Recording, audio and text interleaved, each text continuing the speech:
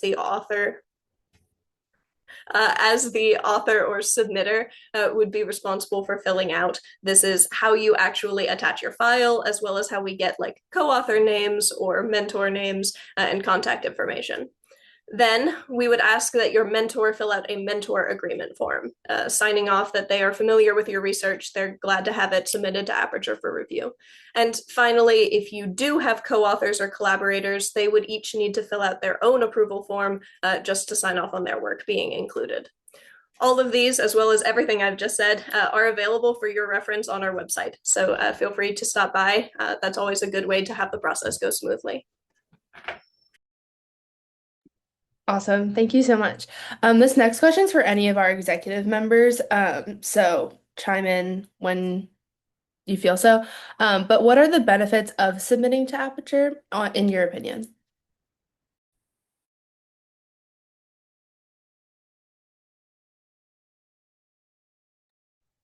Yeah, Aperture takes you through the whole submission process. Like it's very similar to submitting to an actual journal. You'll have multiple, peer reviewers. Each paper goes to three student reviewers who are blindly reviewing your paper. We try and match you with students who are familiar with your discipline, so they're not just, completely out of the blue reading your paper. We also have faculty reviewers that go through your paper after student reviewers. So it's all faculty have to eventually approve this. I mean, you need faculty approval to actually submit in the first place Aperture. So it's very similar to any other non-undergraduate based journal, and it gives you a great experience that you can build off of as you continue your research careers and publish in bigger and bigger journals. I was fighting with my microphone, but I was going to sort of go along that same vein. Just the experience of being able to publish in a journal, which some people do in their undergraduate career anyways, but it's easier, I think, with Aperture than other journals. If you have any questions or any concerns about anything, you can always come into the Office of Undergraduate Research at any time and ask them for help. And also, additionally, the submission process for Aperture is free. It's free to try and submit here, which is different compared to other academic journals. So if you're interested in research or any kind of subject, I think publishing in Aperture is definitely a good thing to do. Plus, building off of that, the fact that we have OUR support, as well as the fact that all of these submissions pass through legal, is pretty rare for specifically peer-reviewed undergraduate level academic journals. And so it's yet another reason that Aperture is kind of expanding the opportunities for undergraduate students in interdisciplinary fields. I will also add, oh, sorry, I didn't. Okay. This is probably one of the last times in your career that you will have access to a like free publication. I know a lot of academic journals, especially if you want to go to grad school, I know I do, they're going to charge you or your grant money to publish the paper. So this is a wonderful experience, if only for that. Yeah, and to go off of that, Gracie, could you talk about how you plan to use your publications as you are looking to grad school or just like going into your future career? Because you had two, if I'm not mistaken, in the last volume. Yeah, so I've seen just about every corner of Aperture. I jumped on as an editorial review committee member as a freshman, held my position as a sophomore, and then last year I was on executive board as secretary and published two of my own works, one of them in pure physics and another in like history and philosophy of physics, so a little bit more critical humanities. And this year I'm serving as an editor-in-chief. And so um, I have the unique opportunity to, tell graduate schools, hey, I'm twice published in two different fields, but also I've seen the publication process. I've been on both sides. So if you are a freshman, if you are interested in getting involved, this is, I mean, start early and you can take advantage of every facet of Aperture. But also, I've like everyone has said, being published is really cool to tell people. Like I got to go say, "Hey, mom, like I'm a published author." That's kind of cool. She thought it was awesome. Which is silly, but it made me happy. But also, I can list myself as a first author on two like peer-reviewed, expert-reviewed publications, and that's something that a lot of undergraduates can't say. So getting involved in Aperture, even if you're publishing, if you want to be on a committee, it's not silly, be proud. Thank you, Haven. Um, yeah, so in any way that you want to be involved, whether you're an author or you want to join a committee, it is all valid and it's all so much fun. Awesome, thank you. So moving back to kind of more like logistics, Elena, can you talk about what the timeline is for acceptance or rejection? Sure.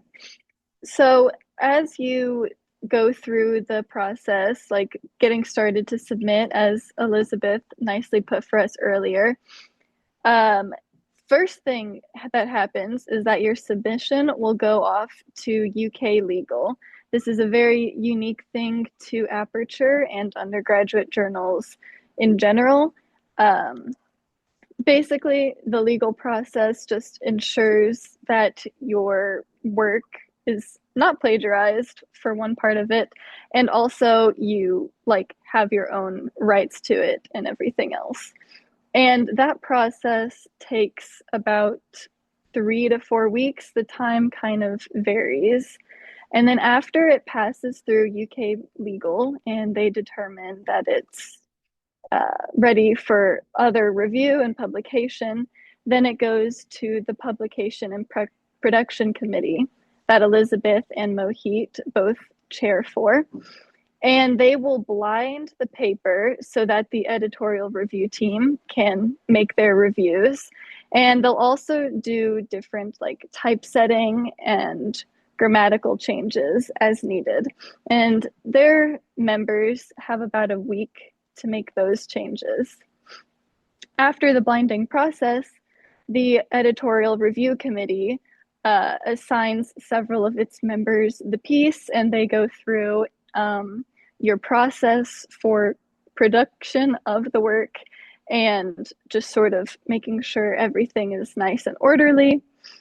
And at the end of that process, if everything has gone smoothly, you're about a month and a half into after you've submitted. The editorial review committee will sort of determine if the submission is accepted, rejected, or if it needs to be accepted with revisions. If it is accepted or accepted with revisions, well, if it's accepted, it'll go to the faculty review, and the faculty will review it. If it needs to be further revised, then we'll actually return it back to the authors, and they will be able to make their changes before it goes on to faculty. And so that will take another few weeks.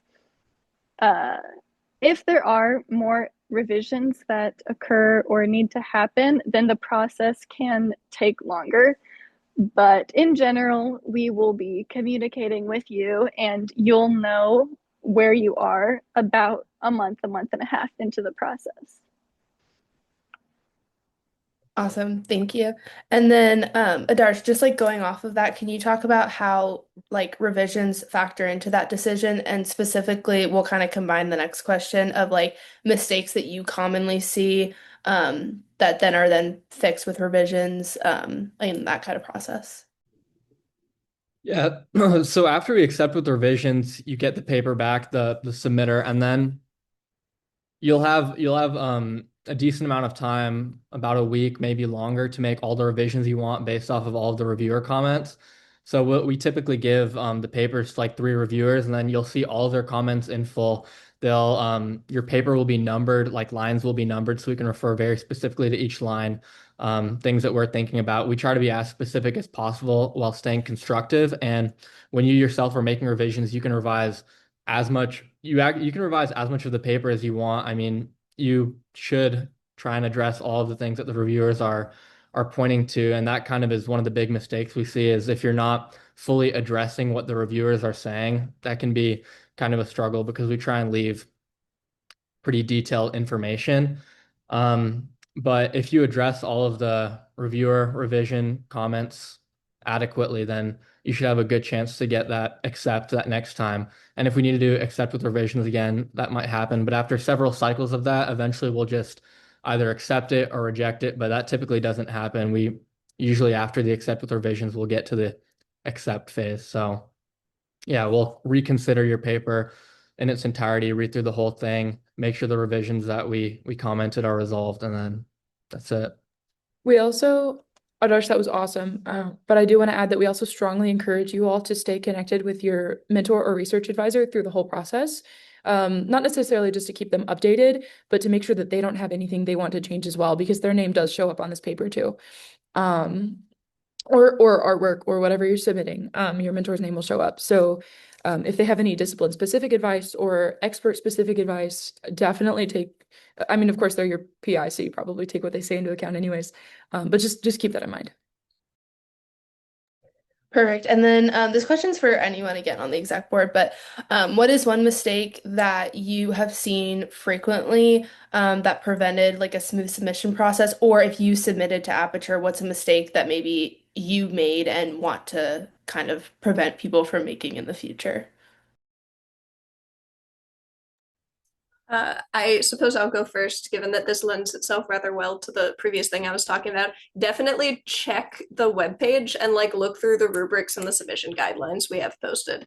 As far as my point of view, I used to be on editorial review and now I'm on publication production. And in both cases, it's very crucial that you look at the things that we have posted. A lot of people will submit, say, different file types or different font size or weird formatting, and that can slow the process down and make it very difficult to get your paper moving through the mill. Additionally, like the rubrics specify what sections you need to have, like an intro or an artist statement, and people will sometimes submit, say, a piece of artwork without an artist statement, and so we have to send it back pretty much immediately and say, hey, we need an extra 300 words or so forth.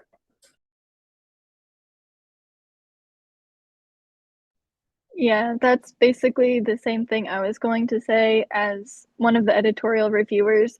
The main reason that we have to send back works or maybe reject things entirely is if they just don't contain the information that it needs to have.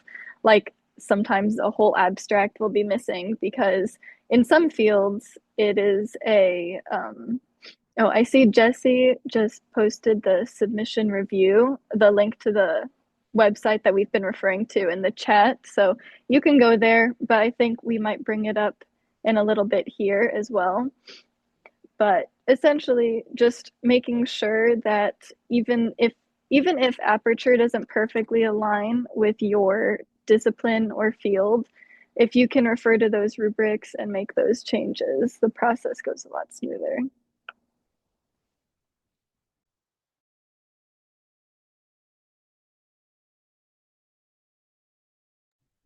Grace, yeah, I think it would be good. Yeah, we can go through it and just look at the rubric. So just show everybody quick. We get a lot of STEM submissions, so this might be pertinent to some of the people here.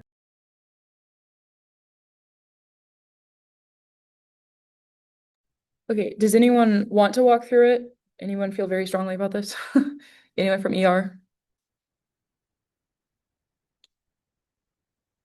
I don't mind. Okay. Elena?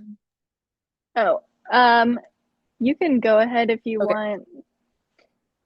Okay, so I'm gonna try really hard not to move this around too much. So this is the full rubric, and every discipline is gonna be out of a different total. STEM is out of 24. Some of them are out of, I think our lowest one is out of 16 points. That might be one of the visual or creative arts ones. So your title alone is worth 4 of those 24 points. And your accept with the revisions reject threshold is gonna take a hit if you're completely missing a title, right? And then I think last year we had at least 3 papers that were just missing abstracts, and that is a really fast, really fast thing to add. 2 sentences about your approach, 2 sentences about your methods, a few about your like results or upcoming results, and then a conclusion of future works. So that's super important. I don't know why I just described abstracts. You guys are all academics. Yeah, so and then the rest of it is just a breakdown of a standard paper that you would turn in to any other professional journal, or even maybe for some classes. You're going to have an introduction, methods section, findings, results section, and then conclusion and discussion. I know some disciplines are more specific about the conclusion discussion distinction than others. We are not. So as long as you hit the bullet points of a strong conclusion and things to take away from that conclusion, not necessarily just your findings, that is all graded together. And then down here, so an accept with revisions is going to be a pretty wide margin, right? So even if you're just straight up missing an abstract or title, that's going to take you down to accept with revisions. And then anything less than a 17, which I don't know that percentage off the top of my head, but that's like a passing score, I think, in general, would be an accept. Or anything above 17. Are there any immediate questions about this? Because then I can put it away.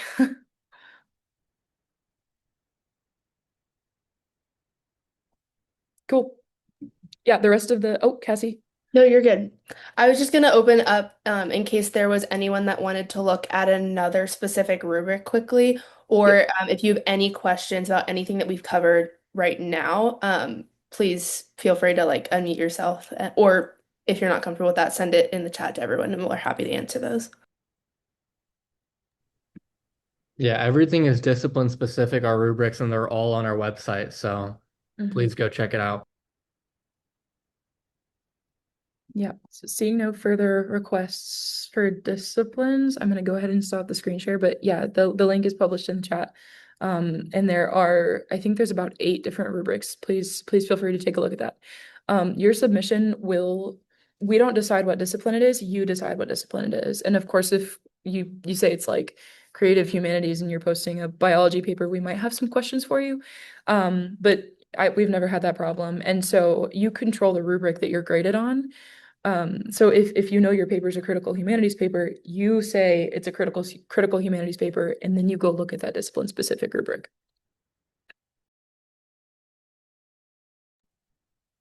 Okay, if there's no further questions as of right now, I just want to also plug our Instagram. I just put it in the chat as well, because if you are A, interested in submitting, or B, just interested in Aperture as a whole and want to learn more about us, stay up to date on what we're doing, because our organization kind of runs on a full year cycle. So even though obviously we publish the journal every single year, but we also open our committees that you can be a part of starting in like the fall. So just trying to stay up to date on what we're doing as a whole, that's the best place to get information on that. And also our marketing team is really fun and we try to keep engaging over there. So it's also just fun time. And then again, if there's any questions at this point, please just jump in and unmute yourself, like cut me off. I'm happy to stop talking. But until then, I'm also just going to share my screen and show you how to navigate our website as well. Just so that is also as easy as possible for everyone. Okay. Can we see the screen? Yes. Perfect. Awesome. Okay, so this is our website. I believe it's linked in the chat, so you can go there. But when you first come to our website, if you're going to the Office of Undergraduate Research, you'll go to our homepage and then you'll have to click on Aperture Journal to get to this screen. But that's pretty self-explanatory. Our submission deadline is January 23rd. It's quickly approaching, so please, if you have any questions, ask them here, or we will also include the email that is monitored by the executive board, and you can send them there as well. But please get those in as soon as possible because that deadline is approaching. If you want to read our past editions, you can click here and it'll take you to that. But just for the purposes of this, if you want to see our rubrics, we have a little drop down. So you can view the review process. That's a wonderful graphic that's listed here, all of our important dates. And then it also links to each form that you're going to have to fill out. And as well as some more information here that if you want to read specifically about each process. But View Rubrics is going to be your best friend because we have them all linked right here. So like I said, if there's another one that you want to go over specifically, please just like put it in the chat or cut me off and we'd be happy to go over it. But they're all linked here. And actually, again, to plug the Instagram, tomorrow we will be posting links specifically in a highlight story. So if you want to go to it from your phone, we're going to make it really easy to do that there. And those are going up tomorrow. So yes, Can we see the music rubric? I've never seen it. sure. I feel like I should have seen it at this. If it decides to load, there we go. Oh, so this one's 12 points total. So yeah. All right, I'm going to stop sharing my screen now so that we have the ability for people to ask questions.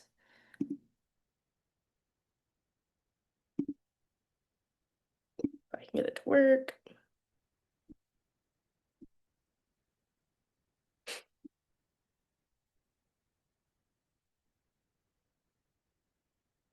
How do I stop sharing my screen?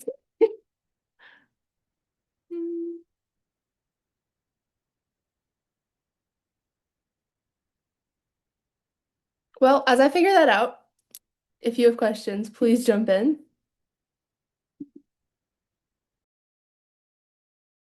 Yeah, I like Jesse's question. If you are interested in doing research and publishing it, or if you're just interested in research, what's your discipline? Period, Mohit.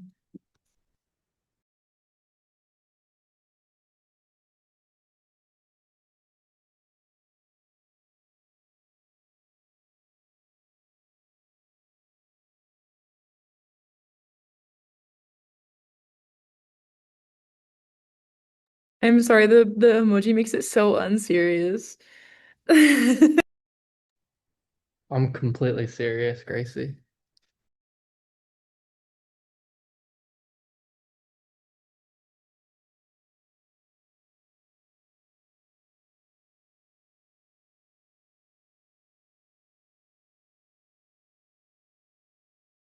I think last year, Emerson, we published a paper on bird mating. It was really cool.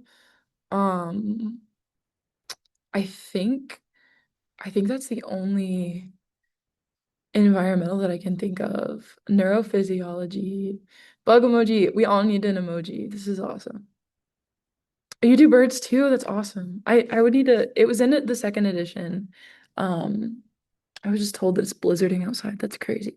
Yeah, it was in the second. Yeah, it is.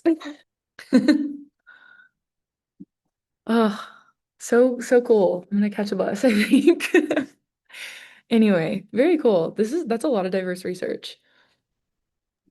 Also, just out of curiosity, what is like people who are joining that's not our team, what is your year and like is this the first time you're hearing about Aperture? Um, where did you hear about Aperture? If you don't mind like typing that out, you don't have to say it out loud, but just so that we know like where you're getting like where we're reaching, that would be really helpful as well. If you have any questions about joining Aperture as well, not just submitting, those are all welcome as well. So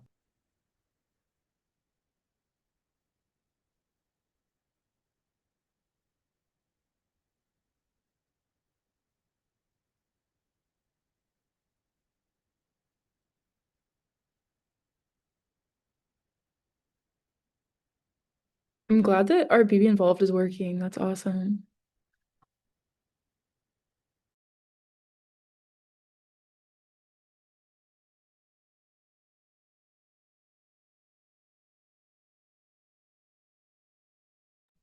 That was quick, Jesse. Oh, that is true. That is true.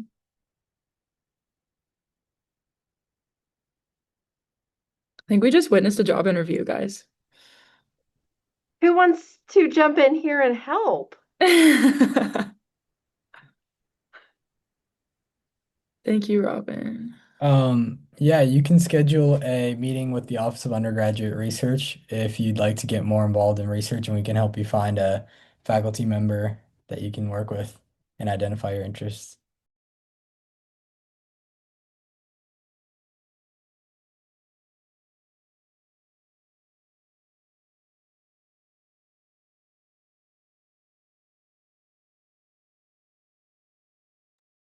Jesse, could you also drop the OUR email address if you didn't already? Why, yes, of course I can, Gracie. Thank you so much. Yep, I would have added an extra letter, so I'm glad I didn't do it.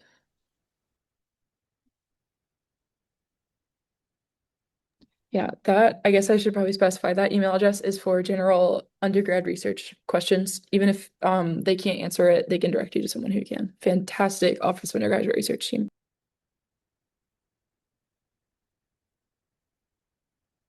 And the Aperture email address. If you have a question, but you're too scared to ask it, because I'm always too scared to ask them. Or even if you have a question later.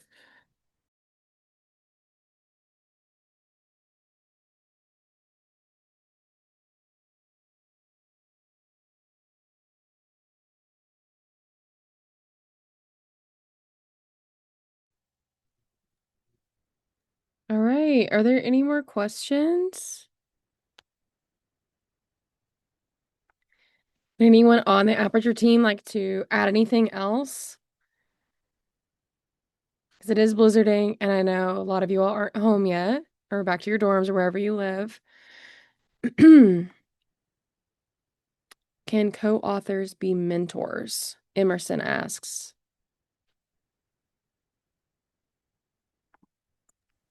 So, is your co-author a student? Your mentor needs to be a faculty member who can vouch for the quality of your work. You can list, I believe it's up to 4 co-authors that are also students. Even if your mentor isn't somebody who worked directly with you alongside the whole process, you want them to be a professor or like a teacher that you have a close relationship with that can vouch for quality and originality. I hope that answers the question. Kentucky Geological Survey, not faculty. I think that should be fine. Yes, that would still be fine because they're Okay. UK employees. Yep, that works totally fine. And if there are other students associated with the project that want to be credited, they can be listed as co-authors. They just need to also fill out that author agreement form.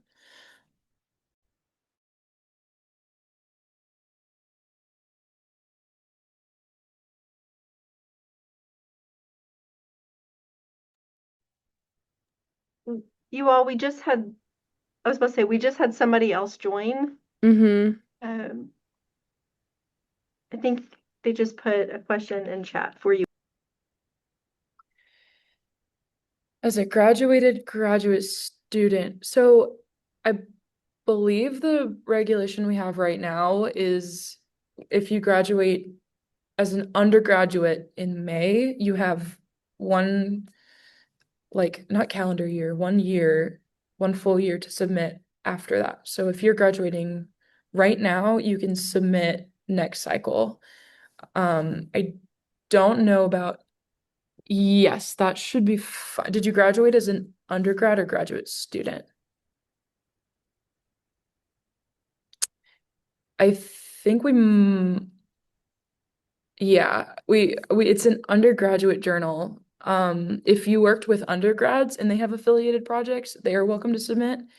Anyone from your lab or on your team is welcome to submit and list you, I guess, as a co-author, but the primary author needs to be an undergraduate student. Or an undergraduate, like a recent grad that has graduated within the last year.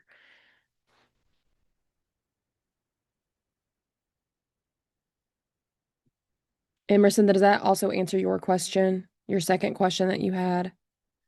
You're welcome. Of course.